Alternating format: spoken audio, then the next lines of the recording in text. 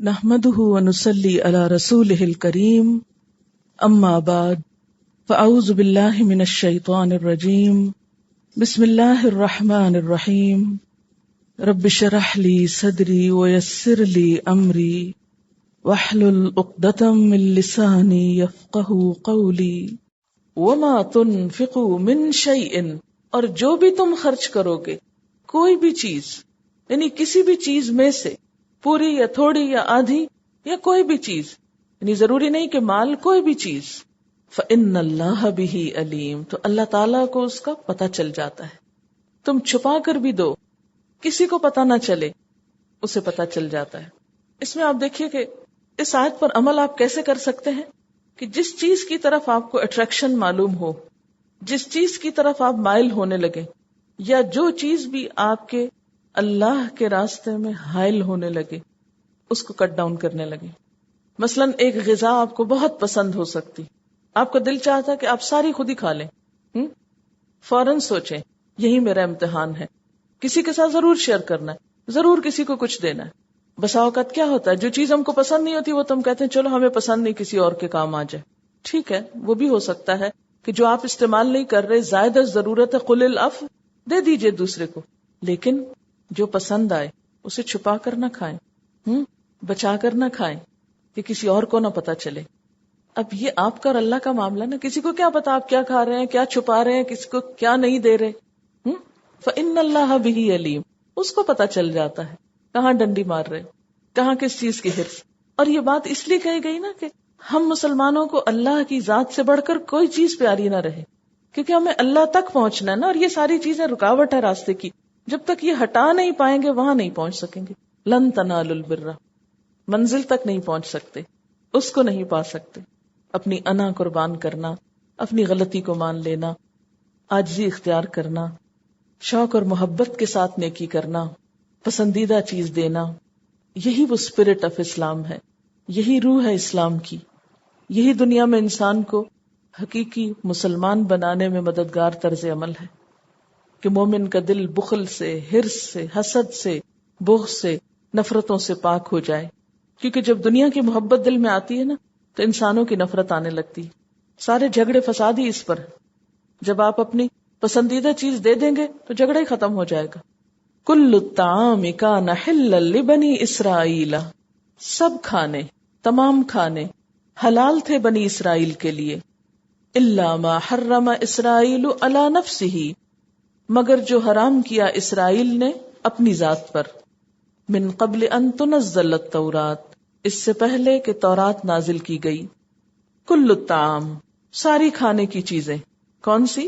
جو شریعت محمدی میں حلال ہے وہ بنی اسرائیل کے لیے بھی حلال تھیں، الا مگر، کیا حرام تھا؟ ما حرم اسرائیل علی نفسہ، جو حرام کر لیا تھا اسرائیل نے، اسرائیل سے مراد یہاں یعقوب علیہ السلام ہے، یعقوب علیہ السلام نے حرام کر لیا علی نفسہ، اپنی ذات پر۔ یہ کب کی بات ہے؟ من قبل ان تنزل التورات، اس سے پہلے کہ تورات نازل کی جاتی، یعنی تورات کے نازل ہونے سے پہلے۔ یہود پر جو چیزیں حرام تھیں وہ تین طرح کی تھیں۔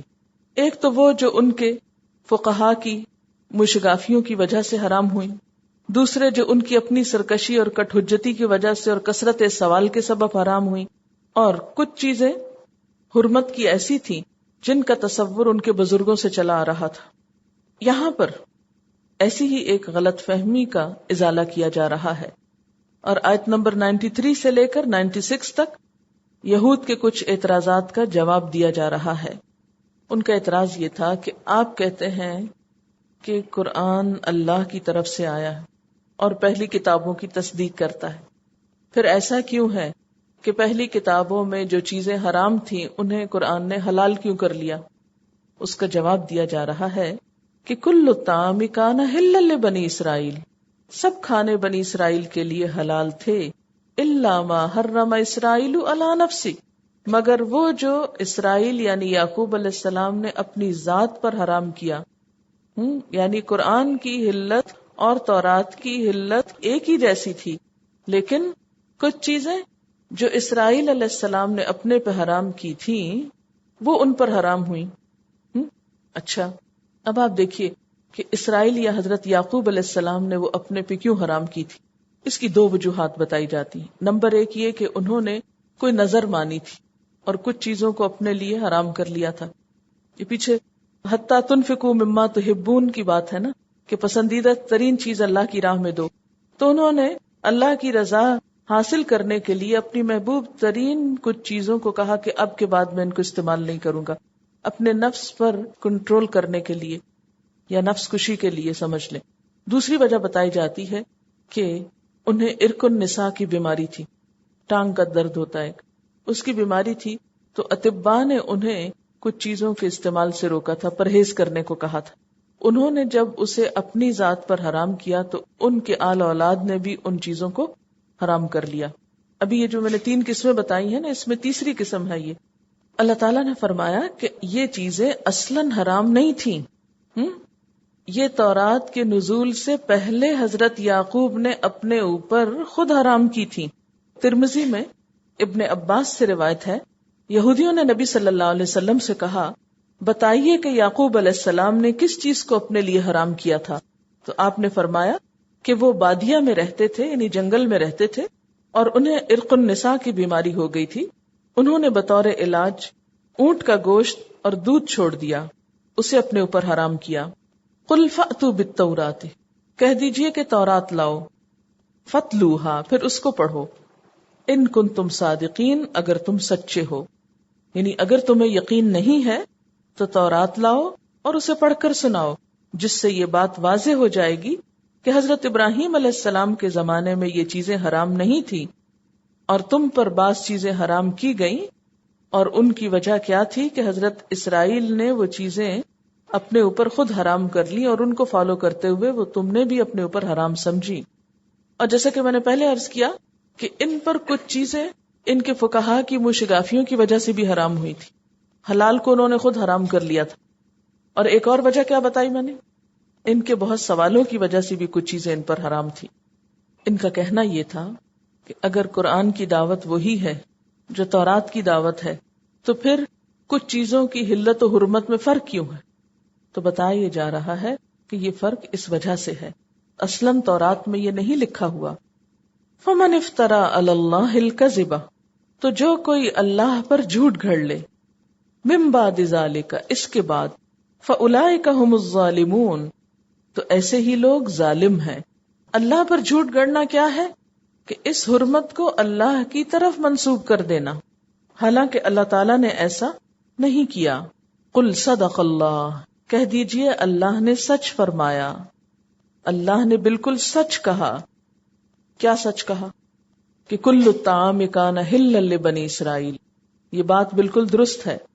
فاتبعوا، پس پیروی کرو، ملت ابراہیم حنیفا، ابراہیم علیہ السلام کے طریقے کی جو یکسو تھے. ملت ابراہیم کیا چیز تھی؟ اس کی نمایاں خصوصیات کیا تھی جس کی پیروی کا یہاں حکم دیا جا رہا ہے؟ نمبر 1، صرف اللہ کی عبادت کرنا، اسے وحدہ لا شریک سمجھنا. نمبر 2، اس کے ساتھ کسی دوسرے کو شریک نہ ٹھہرانا. نمبر 3، اللہ ہی کو حلال و حرام قرار دینے کا مختار سمجھنا. اور نمبر 4، آخرت کی جزا سزا پر یقین رکھنا. ملت ابراہیم کی یہ چند اہم خصوصیات تھیں. تو کیا کہا جا رہا ہے کہ تم ابراہیم علیہ السلام کے طریقے کی پیروی کرو. وما کان من المشرکین، اور وہ مشرکین میں سے نہ تھے. پھر اس کے بعد ایک اور اعتراض کا جواب ہے. وہ اعتراض کیا تھا کہ بیت المقدس کی جگہ خانہ کعبہ کو قبلہ کیوں قرار دیا گیا؟ اس کا جواب دیا جا رہا ہے، ان اول بیت وضع للناس، بے شک پہلا گھر جو لوگوں کے لیے رکھا گیا. وضع کا لفظ واو ضاد عین سے ہے، بنانا، ظاہر کرنا، اتار کر نیچے رکھنا، ایجاد کرنا، پیدا کرنا، قائم کرنا. کتنا جامع لفظ ہے، اردو میں کوئی لفظ اس کے برابر نہیں ہو سکتا. آپ زیادہ سے زیادہ کیا کہیں گے؟ پہلا گھر جو بنایا گیا یا رکھا گیا. لیکن وضع کہہ کر یہ سارے معنی اس میں آ گئے کہ پہلا گھر جو لوگوں کے لیے بنایا گیا، تعمیر کیا گیا. سامنے لا کر رکھا گیا یا اتار کر نیچے رکھا گیا؟ یعنی اس کا اصل نقشہ تو اللہ تعالیٰ ہی کی طرف سے ہے. للناسی، لوگوں کے لیے، یعنی تمام انسانوں کے لیے ہے یہ. للذی، البتہ وہ ہے جو ببکہ، مکہ میں ہے. بکہ کیا چیز ہے؟ دراصل مکہ ہی ہے. میم اور بے دونوں کا مخرج قریب قریب ہے اور ایک سے دوسرے کو بدلنا عربی قاعدے میں بھی ہے. مکہ ہی کے لیے لفظ بکہ بھی استعمال ہوتا ہے. اس کے لغوی معنی ہے شہر، شہر، سٹی. جیسے مدینہ کا کیا معنی ہے؟ سٹی. تو اسی طرح بکہ کا کیا معنی ہے؟ سٹی، شہر. اور یہ بھی کہا جاتا ہے کہ یہ تباکن سے ماخوذ ہے جس کا معنی ہے ازدحام، کیونکہ ہر وقت وہاں طواف کرنے والوں کا ازدحام رہتا ہے. مکہ کا شہر ہمیشہ کراؤڈڈ رہتا ہے، اس بنا پر بھی اس کو بکہ کہا گیا. تو یہاں جو یہود کا اعتراض تھا کہ تمام انبیاء کا قبلہ بیت المقدس رہا اور تمام انبیاء نے وہاں ہجرت کی، لہذا وہ جگہ مکہ سے زیادہ افضل ہے. اب مسلمانوں نے بیت المقدس کی بجائے مکہ میں خانہ کعبہ کو کیوں اہمیت دے رکھی ہے؟ تو فرمایا گیا کہ ان اول بیت، یعنی تمہاری یہ غلط فہمی ہے کہ پہلا گھر بیت المقدس ہے. پہلا گھر تو وہ ہے جو مکہ میں ہے، مبارکن، برکت والا ہے، وہدی للعالمین، اور لوگوں کے لیے ہدایت کا ذریعہ ہے. یہ جو پہلا گھر یعنی خانہ کعبہ ہے، اس کی تعمیر کے بارے میں پہلے بھی آپ کو بتایا گیا تھا کہ سب سے پہلی تعمیر کس نے کی تھی؟ فرشتوں نے کی تھی. پھر اس کے بعد حضرت آدم علیہ السلام نے کی. تو پہلا گھر جو لوگوں کے لیے رکھا گیا وہ مکہ ہی میں ہے. حضور صلی اللہ علیہ وسلم سے یہ سوال بھی کیا گیا تھا کہ سب سے پہلا گھر کون سا ہے؟ حضرت ابو ذر رضی اللہ تعالیٰ عنہ کہتے ہیں کہ میں نے نبی صلی اللہ علیہ وسلم سے عرض کیا، یا رسول اللہ صلی اللہ علیہ وسلم، سب سے پہلے روئے زمین پر کون سی مسجد بنی ہے؟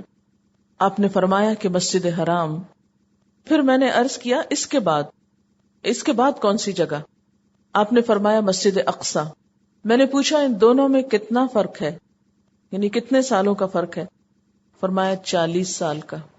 یعنی پہلا گھر مکہ میں بنا، اس کے بعد بیت المقدس بنا. اور یہ ابن القیم نے لکھا ہے کہ ابراہیم علیہ السلام نے خانہ کعبہ کو بنایا، اس کے 40 سال بعد یعقوب بن اسحاق نے مسجد اقصی کو بنایا. نہیں سمجھ میں؟ جب حضرت ابراہیم علیہ السلام نے خانہ کعبہ کو بنایا تھا تو اس کے 40 سال بعد حضرت یعقوب علیہ السلام نے مسجد اقصی کو بنایا تھا. پھر اس گھر کی صفت بتائی گئی، کیا؟ مبارکن، بہت برکت والا ہے، وہدی للعالمین، اور تمام جہان والوں کے لیے ہدایت کا ذریعہ ہے. جو لوگ بھی وہاں جاتے ہیں وہ اس بات کا بہت اچھی طرح ایکسپیرینس کر سکتے ہیں کہ ایمان کی جو کیفیت وہاں ہوتی ہے، یقین کی جو کیفیت وہاں ہوتی ہے، وہ یہاں بیٹھ کر نہیں ہوتی. وہاں جا کر احساسات ہی بدل جاتے ہیں. اور بہت سے لوگ ایسے ہیں کہ جنہیں وہاں جا کر اللہ کی طرف رجوع کرنے یا ہدایت حاصل کرنے کا موقع ملا. کم ہی لوگ ہوتے ہیں کہ جو وہاں پہنچ کر پھر اللہ کو یاد نہ کریں اور اللہ کا قرب محسوس نہ کریں، اور پھر واپس آ کر بھی کافی عرصے تک یہ کیفیت رہتی ہے. اسی لیے لوگ نصیحت کرتے ہیں کہ حج تو کر لیا ہے، اب اس کو سنبھالو بھی. بہت سے لوگ سنبھالنے کے ڈر کی وجہ سے کرتے ہی نہیں ہیں. سنبھالو کا مطلب کیا ہوتا ہے کہ جو ہدایت اور ایمان کی کیفیت تمہیں وہاں نصیب ہوئی ہے، اب اس کو اپنے ساتھ ہمیشہ کے لیے باندھ لو. فیہ آیات بینات، اس میں روشن نشانیاں ہیں، واضح نشانیاں ہیں. بینات سے کیا مراد ہے؟ ایسی نشانیاں جنہیں سب لوگ دیکھ سکتے ہیں اور دیکھ کر ہدایت پاتے ہیں. مثلا سب سے پہلی نشانی تو خود خانہ کعبہ ہے کہ کتنی بے آباد وادی اور صحرا لق و دک زمین، جہاں کچھ بھی نہ تھا، نہ پانی، نہ سبزہ، نہ کچھ، وہاں پر اللہ تعالیٰ کے ایک گھر کی وجہ سے کس قدر آبادی ہوئی اور کتنی رونق ہو گئی. اور کیا ہے وہاں پر؟ حضرت ابراہیم علیہ السلام کے پاؤں کے نشانات ہیں، جس کا آیت کے اگلے حصے میں ذکر آ رہا ہے، مقام ابراہیم. پھر اس کے بعد وہاں پر زمزم کا چشمہ ہے جو معجزانہ طور پر پھوٹا. اس کے پانی میں شفا ہے جو بھوک اور پیاس دونوں کو ختم کرتا ہے. پھر اور نشانی کیا ہے؟ اس علاقے کا امن، اسلام سے پہلے پورا عرب فساد اور جنگ و جدل کا نمونہ بنا ہوا تھا، لیکن اس گھر اور اس کے آس پاس میں امن و امان تھا. آپ دیکھیں کہ اب بھی وہاں پر اتنا کراؤڈ ہوتا ہے، طرح طرح کے رنگ رنگ کے لوگ ہوتے ہیں، لیکن اس کے باوجود بھی چوری چکاری اور لڑائی جھگڑے اور فساد کا وہ ریٹ نہیں جو کہیں بھی اور کراؤڈ ہونے کی شکل میں ہو سکتا ہے.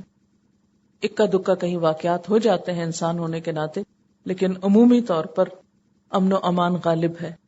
حتیٰ کہ مرد اور عورتیں بسا اوقات اکٹھے وہاں نماز پڑھتے ہیں جب بالکل حج کے ایام ہوتے ہیں، جب لوگ طواف افاضہ کر رہے ہوتے ہیں، بہت زیادہ رش ہوتا ہے. اس وقت عورتوں کا الگ نکل کے صف بنانا ناممکن ہوتا ہے، لیکن کسی کو کسی چیز کی ہوش نہیں ہوتی. اگر کسی اور جگہ اتنا کراؤڈ ہو اور اس میں عورتیں بھی پھنس جائیں بیچ میں، تو آپ دیکھیں کہ حال کیا ہوتا ہے. لیکن اس قدر امن و امان ہوتا ہے کہ ہر شخص اپنی عبادت میں اور رونے دھونے میں مصروف ہوتا ہے، اس کو یہ نہیں پرواہ ہوتی کہ میرے ساتھ کون ہے. وہاں جا کر بڑے بڑے سنگ دل لوگوں کے دل نرم ہو جاتے ہیں. پھر اس گھر کی جدائی پر دل آنسو بہاتا ہے. حالانکہ اپنے گھر سے جاتے ہوئے نہیں روتے، وہاں سے آتے ہوئے ہر کوئی روتا ہے. پھر صفا مروہ کی پہاڑیاں بھی ایک نشانی ہے جہاں حضرت ہاجرہ نے پانی کی تلاش میں چکر لگائے تھے، اور اب تک لوگ اس کے گرد ایز اے ریچول چکر لگاتے ہیں. پھر وہ مشہور واقعہ قرآن پاک کے نزول سے چند ہی سال پہلے کا تھا، جب ابرہہ کے لشکر نے مکہ پر حملہ کیا تو اس کے ساتھ کیا ہوا. الم تر کیف فعل ربک باصحاب الفیل الم یجعل کیدہم فی تدلیل وارسل علیہم طیرا ابابیل، یعنی پرندے بھیج کر اس لشکر کو تباہ کروا دیا. یہ ایک بہت بڑی نشانی تھی، تاریخ کا ایسا واقعہ تھا کہ جس سے عرب کا بچہ بچہ واقف تھا. پھر اسی طرح وہاں پر اگتا کچھ نہیں، لیکن دنیا کا ہر پھل وہاں ملتا ہے، ہر طرح کی غذا ملتی. پھر آپ دیکھیں کہ کسی بھی شہر میں اگر اتنی آبادی اکٹھی ہو جائے تو غذا کا اہتمام کس قدر مشقت کا کام ہو جائے. وہاں سال کا کوئی وقت ایسا نہیں جب کہ لوکل لوگوں کے علاوہ ایک کثیر تعداد وہاں موجود نہ ہو لوگوں کی، لیکن اس کے باوجود سب کے لیے کھانے پینے کا انتظام ہو جاتا ہے اور وافر مقدار میں ہوتا ہے. تو یہ سب کچھ کیا ہے؟ فیہ آیات بینات. لوگوں، وہ جگہ ایسی ہے کہ جہاں کھلی کھلی نشانیاں ہیں جنہیں تم دیکھ سکتے ہو، جن کا تم مشاہدہ کر سکتے ہو، اور ان نشانیوں کے ذریعے اپنے رب کو پا سکتے ہو جو انسان کی ہدایت کا ذریعہ بنتی ہیں. اور اہم ترین نشانی کیا ہے؟ مقام ابراہیم، ابراہیم علیہ السلام کے کھڑے ہونے کی جگہ، وہ پتھر جس پر کھڑے ہو کر وہ بیت اللہ کو تعمیر کر رہے تھے. پیچھے آپ پڑھ چکے ہیں وَإِذْ يَرْفَعُ إِبْرَاهِيمُ الْقَوَاعِدَ مِنَ الْبَيْتِ وَإِسْمَاعِيلُ، کہ ابراہیم اور اسماعیل علیہ السلام اس پتھر پر کھڑے ہو کر خانہ کعبہ کی دیواریں تعمیر کر رہے تھے. کہا جاتا ہے کہ وہ پتھر ضرورت کے مطابق اونچا اور نیچا ہوتا چلا جاتا تھا، جیسے آپ کی لفٹ کام کرتی. یہ پتھر پہلے بیت اللہ کی دیوار کے ساتھ ہی لگا ہوا تھا، لیکن حضرت عمر رضی اللہ تعالیٰ عنہ کے زمانے میں اس کو ہٹا کر تھوڑے فاصلے پر کر دیا گیا مشرق کے رخ، تاکہ طواف اچھی طرح ادا ہو سکے. حیرت کی بات یہ ہے کہ اس پتھر پر اب بھی حضرت ابراہیم علیہ السلام کے پاؤں کے نشان نظر آتے ہیں، اور یہ ایک اللہ کی بہت بڑی نشانی. اور اس میں اتنا بڑا سبق ہے ہم سب کے لیے کہ جو شخص اللہ کے راستے میں قربانی کرتا ہے، اللہ کی خاطر بے گھر ہوتا ہے، اپنی اولاد کو مشقت میں ڈالتا ہے، وہ شخص اللہ کو پھر کتنا پیارا ہوتا ہے کہ اس کے پاؤں کے نشان کو بھی وہ محفوظ کر لیتا ہے، کہ اس کے پاؤں کے نشان کو دیکھنے کے لیے دنیا تڑپتی ہے، ترستی ہے، اور انسان دیکھتا ہے تو دیکھتا ہی چلا جاتا ہے. ایک ایسی تاریخی یادگار ہے کہ جو آج تک ہمارے لیے ایک حیرت انگیز چیز ہے. پھر حجر اسود کا ہونا، یہ ایک اور نشانی ہے. سائنٹیفکلی بھی یہ بات پروو ہو گئی ہے کہ حجر اسود جو ہے وہ دنیا کا پتھر نہیں، زمین کا نہیں، کسی اور پلانٹ سے آیا ہے. فیہ آیات بینات مقام ابراہیم، مقام ابراہیم. پیچھے آیت گزری نا لن تنالوا البر حتی تنفقوا مما تحبون، اور اس میں حضرت ابراہیم علیہ السلام ایک عملی مثال ہے کہ انہوں نے اللہ کی خاطر اپنی زندگی بھی داؤ پہ لگائی اور اپنے بیٹے کو بھی قربان کیا اپنے ہاتھ سے.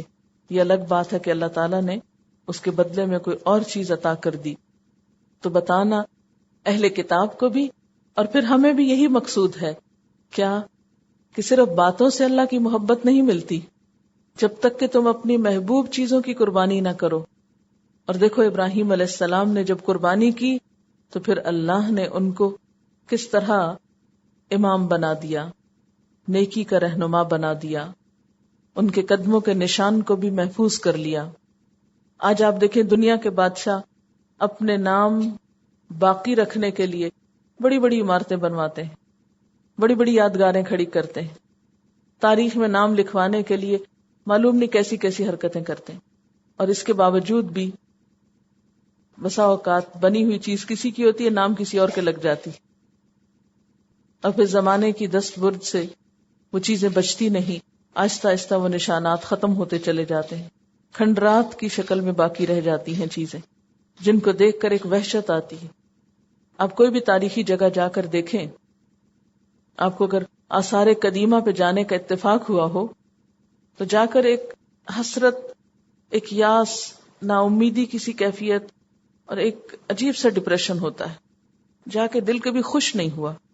مجھے بہت شوق ہے ایسی جگہ دیکھنے کا، اور جب بھی کسی جگہ گئی ہوں تو جا کر ایک عجیب سی اداسی دل پہ طاری ہو جاتی کہ اللہ یہ بنانے والے کہاں گئے، ان کے ساتھ کیا ہو رہا ہے، ان کو اس کا کیا فائدہ مل رہا ہے. لیکن جب اللہ کے گھر میں آپ جاتے ہیں تو خوشی کی ایک لہر دوڑ جاتی، ایمان تازہ ہو جاتا ہے، دل بھر آتا ہے. کیا فرق ہے دونوں میں. اتنی بڑی بڑی تعمیریں دیکھ کر بھی وہ خوشی نہیں ملتی جو وہ ایک کمرے والے گھر کو دیکھ کر ملتی. 1 روم ہاؤس ہے، وہ سنگل روم ہے بس، لیکن بڑے بڑے محلات پہ حاوی ہے. وَمَن دَخَلَهُ كَانَ آمِنًا، اور جو اس میں داخل ہوا امن میں آ گیا. کس طرح کے امن میں آ گیا؟ پہلی چیز تو یہ کہ وہ برائی سے بچ کے نیکی میں آ گیا. یہ سب سے بڑا امن ہے کہ شیطان کے وسوسوں سے بچ کے، شیطانی رویوں سے بچ کر انسان مکمل نیکی کی حالت میں آ جاتا ہے. اور پھر عملی طور پر بھی امن کا نمونہ وہاں نظر آتا ہے. اللہ تعالیٰ خود قرآن پاک میں فرماتے ہیں اولم یروا انا جعلنا حرما آمنا، کیا ان لوگوں نے دیکھا نہیں کہ ہم نے حرم کو امن والا بنایا. سورۃ قریش میں آتا ہے وآمنہم من خوف. تو جو شخص وہاں جاتا ہے وہ امن میں آ جاتا ہے، اور یہ امن قیامت تک کے لیے اس گھر کے لیے باقی رکھا گیا. حضرت عبداللہ بن عباس رضی اللہ تعالی عنہ فرماتے ہیں کہ جس دن مکہ فتح ہوا اس سے دوسرے دن آپ نے خطبہ ارشاد فرمایا اور کہا آج کے بعد ہجرت نہیں رہی، البتہ جہاد اور اس کی نیت بدستور باقی ہے، اور جب تم سے جہاد کے لیے کہا جائے تو نکل کھڑے ہو. یہ وہ شہر ہے جس دن سے اللہ نے آسمانوں اور زمینوں کو پیدا کیا اسی دن سے اس کو حرمت دی. یعنی اس گھر کی حرمت، اس علاقے کی حرمت کب سے ہے؟ جب سے اللہ نے زمین و آسمان کو پیدا کیا. اور اللہ کی یہ حرمت قیامت تک قائم رہے گی. اور وہاں مجھ سے پہلے کسی کو لڑنا درست نہیں ہوا، اور مجھے بھی ایک گھڑی کے لیے درست ہوا، پھر اس کی حرمت قیامت تک کے لیے قائم ہو گئی. نہ وہاں سے کانٹے کاٹے جائیں گے، نہ شکار کو ہانکا جائے گا، نہ گری پڑی چیز کو اٹھایا جائے، الا یہ کہ اٹھانے والا مالک کو پہچانتا ہو اور وہ اسے پہنچا دے. نہ وہاں سے سبزہ کاٹا جائے.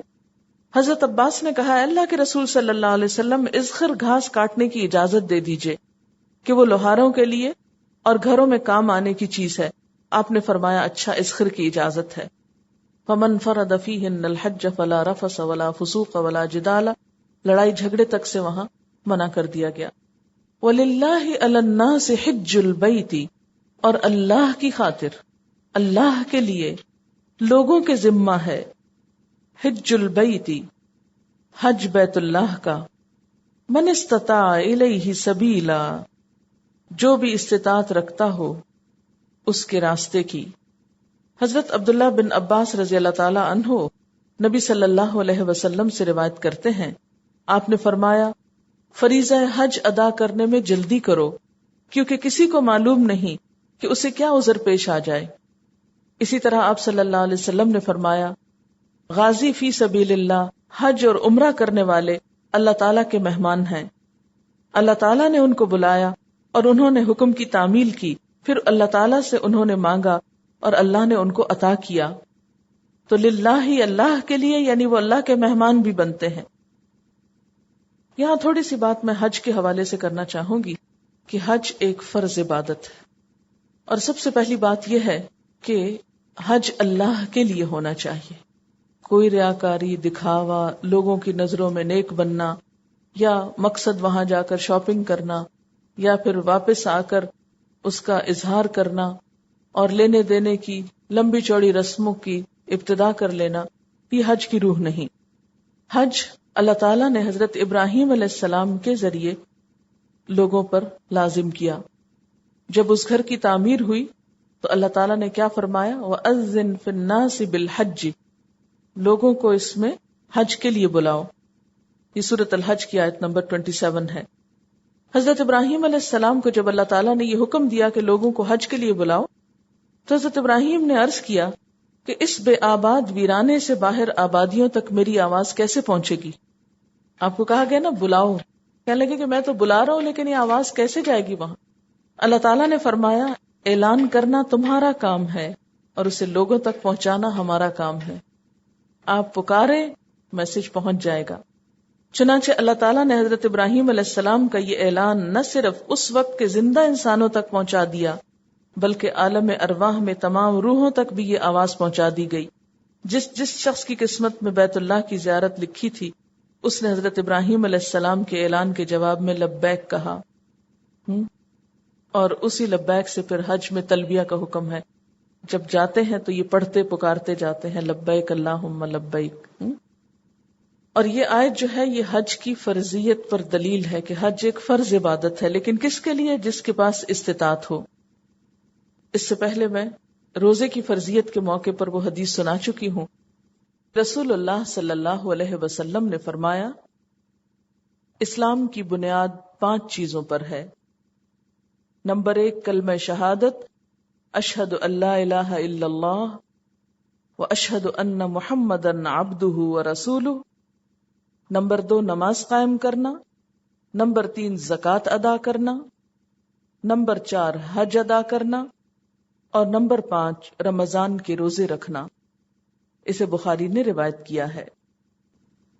اور پھر من استطاع الیہ سبیلا، جو اس راستے کی طرف آنے کی استطاعت رکھتا ہو، یعنی مال رکھتا ہو، آزاد ہو، عقل سمجھ رکھتا ہو، بالغ ہو، مسلمان ہو، صحت مند ہو، راستہ پرامن ہو، حکومت وغیرہ کی طرف سے کوئی رکاوٹ نہ ہو، عورتوں کے ساتھ محرم ہو، عورت حالت عدت میں نہ ہو.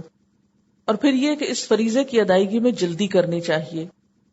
نبی صلی اللہ علیہ وسلم نے فرمایا جو شخص حج کا ارادہ کرے اسے جلدی کرنی چاہیے، کیونکہ کبھی آدمی بیمار ہو جاتا ہے، سواری کا بندوبست نہیں ہو سکتا یا کوئی اور رکاوٹ پیش آ جاتی.